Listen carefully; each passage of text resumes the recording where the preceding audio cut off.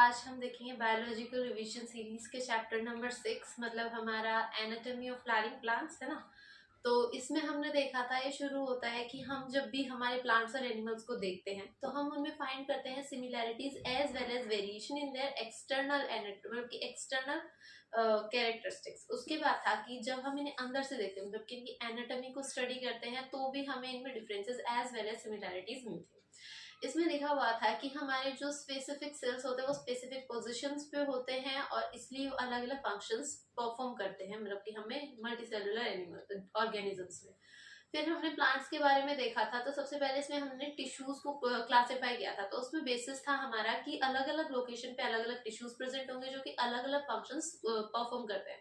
सबसे पहले वहां पे सेल्स प्रेजेंट होंगे, फिर वो टिश्यूज बनाएंगे, टिश्यूज ऑर्गन्स बनाएंगे, ऑर्गन्स ऑर्गन सिस्टम बनाएंगे, जिससे पूरा एक सिस्टम में काम चलता है।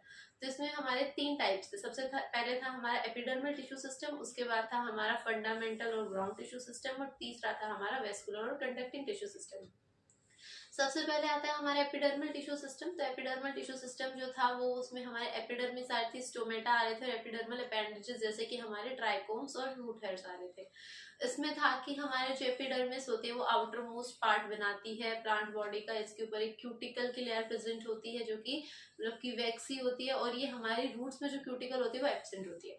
फिर हमारा था कि एपिडर्मिस जो होती है वो हमारी इलोंगेटेड कॉम्पैक्टली अरेंज्ड सेल्स की लेयर होती है, पेरेन्काइमेटस सेल से बनी हुई होती है ये हमारी, और आउटर मोस्ट बॉडी तो बनाती है प्लांट की। इसके बाद स्टोमेटा का था कि ये हमारे जो होते हैं ये मतलब कि वाटर और मतलब कि मिनरल्स के इनटेक में भी हेल्प करते हैं। Opening and closing of stomata जो होती है वो हमारी रेगुलेट करते हैं गार्ड सेल्स।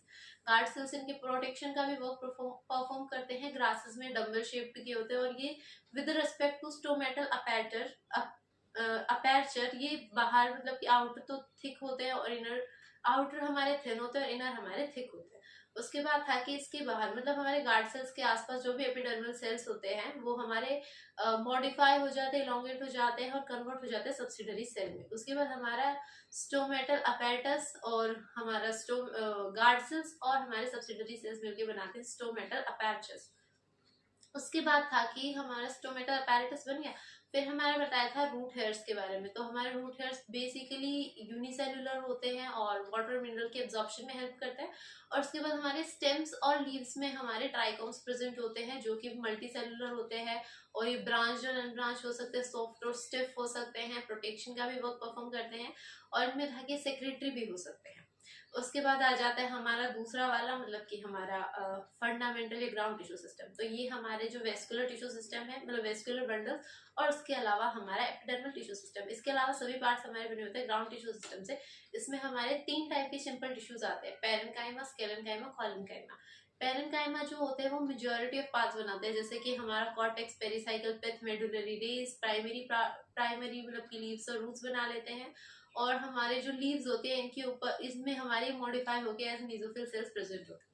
उसके बाद आता है हमारा वेस्कुलर टिश्यू सिस्टम। इसमें हमारे वेस्कुलर बंडल्स होते हैं, कॉम्प्लेक्स होते हैं, और ये फ्लोएम और जाइलम होते हैं।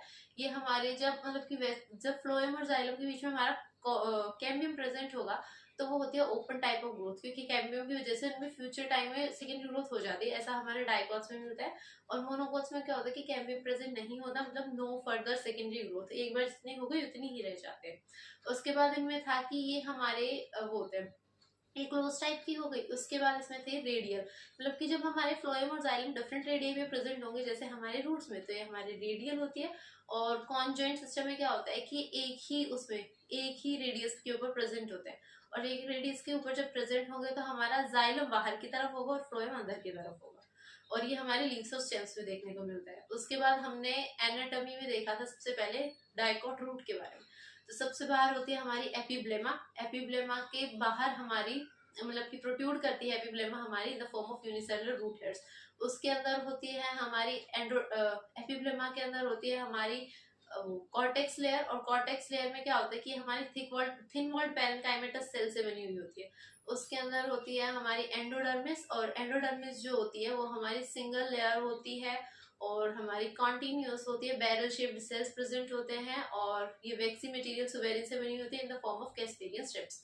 उसके अंदर होता है हमारा पेरिसाइकिल। पेरिसाइकिल जो होता है वो हमारा थिक वॉल्ड पेरेन्काइमेटस सेल्स से बना हुआ होता है, और ये भी हमारी इसमें थोड़ा बहुत स्पेस भी होता है। और उसके अंदर आता है हमारा पिथ। पिथ जो होता है वो हमारा स्मॉल होता है और इनकॉन्स्पिशियस होता है। फिर हमारे जो वेस्कुलर बंडल्स होते हैं, मतलब हमारे फ्लोएम और जाइलम, उनके बीच में जो हमारी रेडियली अरेंज पेरेन्काइमेटस सेल्स की जो पूरी शीट होती है उसे हम कहते हैं कॉन्जेक्टिव टिश्यूज, और वो हमारे हेल्प करते हैं आगे चल के लेटरल ग्रोथ में और सेकेंडरी ग्रोथ में।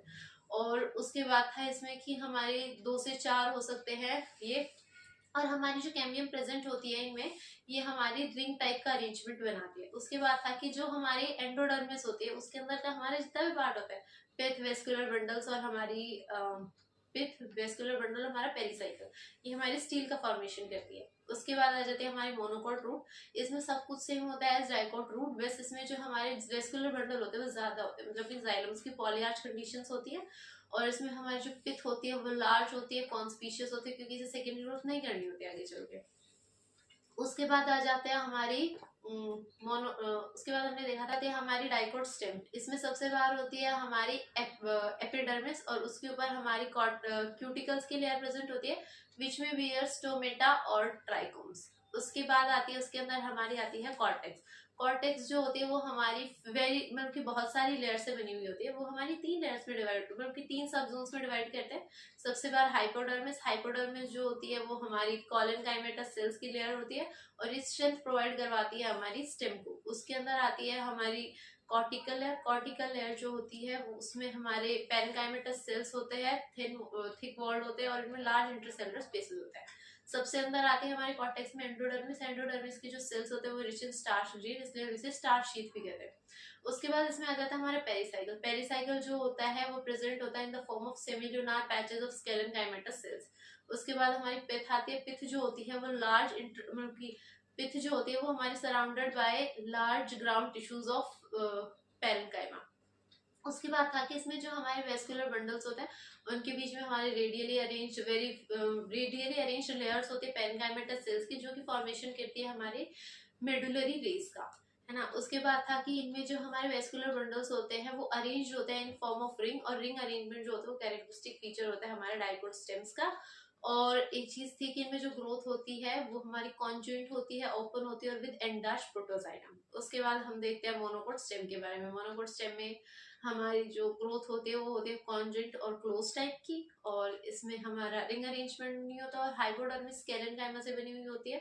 और जो हमारे वेस्कुलर बंडल्स होते हैं उनके बीच में हमारे जो भी टिश्यूज होते हैं जो सराउंड करते हैं वेस्कुलर बंडल को, वो हमारे स्केलेनकाइमेटस टिश्यूज, स्केलेनकाइमा से बने हुए सेल्स होते हैं, प्लस हमारे जो वो पेरेन्काइमा के लार्ज वेस्कुलर बंडल्स, पेरेन्काइमा के लार्ज ग्राउंड टिश्यूज होते हैं।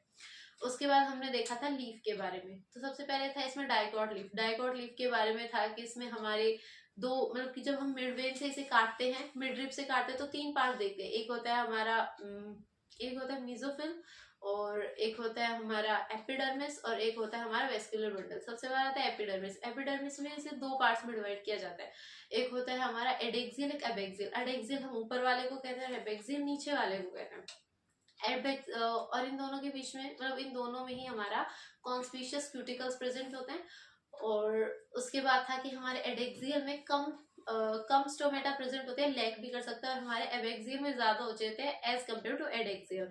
उसके बाद था कि इनके अंदर मीजोफिल सेल्स होते हैं, और मीजोफिल सेल्स जो होते हैं वो मतलब कि मीजोफिल होती है जो कि कैरी आउट करके फोटोसिंथेसिस और बियर करती है क्लोरोप्लास्ट, और ये बनी हुई होती है पेरेन्काइमा से। फिर पेरेन्काइमा इसमें 2 पार्ट्स में डिवाइड होते हैं, एक स्पॉन्जी और एक पेलिसेड। पेलिसेड पेरेन्काइमा एडेक्सियल के नीचे होता है, और स्पॉन्जी एबेक्सियल के ऊपर होता है। पेलिसेड पेरेन्काइमा जो होता है उसमें क्या होता है कि ये हमारे वो पेलिसेड पेरेन्काइमा में हमारे लार्ज इंटरसेलुलर स्पेसेस होते हैं, है ना। और यही था बस। और फिर एबेक्सियल पेरेन्काइमा और पेलिसेड के बीच में होता है हमारा स्पॉन्जी पेरेन्काइमा, और इसमें क्या होता है कि हमारे ओवल और राउंड शेप्ड होते हैं, और लूजली अरेंज होते हैं, और उनमें एयर कैविटीज प्रेजेंट होते हैं। उसके बाद हमारा वेस्कुलर बंडल के बारे में था कि इसमें जो वेस्कुलर बंडल्स होते हैं इनमें रेटिकुलेट वेनिएशन होती है, इसलिए मिड रिब और वेस्ट जिस हिसाब से जा रही होती है उस हिसाब से वेरी करते हैं लेंथ वगैरह में, है ना। और सराउंडेड बाय इनके लेमिना वगैरह से सराउंड करते हैं। उसके बाद हमारी मोनोकोट लीव्स के बारे में था कि ये दोनों साइड से सेम होती है बेसिकली, और इसमें बराबरी स्टोमेटा पाए जाते हैं दोनों साइड। और इसमें हमारी जो पैरेन्काइमा होती है वो दो पार्ट्स में डिवाइड नहीं होती, स्पॉन्जी और पेलिसेड। और इसमें जो हमारे एडेक्सियल जो सेल्स होते हैं मतलब कि मीजोफिल के सेल्स, वो हमारे कलरलेस हो जाते हैं, एम्प्टी सेल्स में कन्वर्ट हो जाते हैं, और उन्हें भी मॉडिफाई कर लेते हैं अपने आप को in the form of bulliform cells. ये ग्रासेस में होते हैं। और इनमें क्या होता है कि ये जब ज्यादा पानी हो जाता है इनमें, तो ये मतलब कि टर्जिड कर जाते हैं, ऐसे एक्सपोज कर ले हो जाते हैं सनलाइट में। और जब मतलब कि ड्राई कंडीशंस हो, जब इनके पास पानी नहीं होता अनफेवरेबल कंडीशंस में, तो ये क्या करते हैं लीफ को कर्ल कर देते हैं invert to minimise water loss. Thank you.